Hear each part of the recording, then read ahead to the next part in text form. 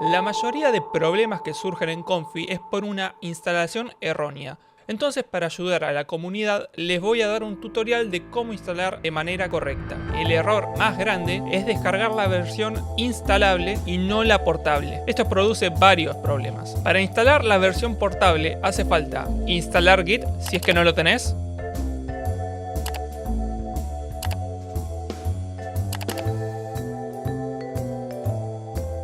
Descargar la versión portable.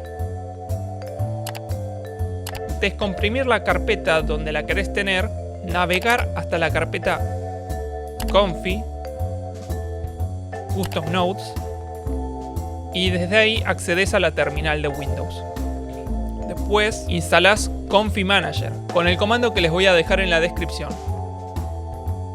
Luego de que se haya instalado, vuelven a la carpeta raíz y le dan a correr a este archivo. Cuando termine de cargar, no cierren esta terminal porque si no se cierra Comfy. Ahora que ya está instalado, pueden descargar cualquier modelo de inteligencia artificial que quieran.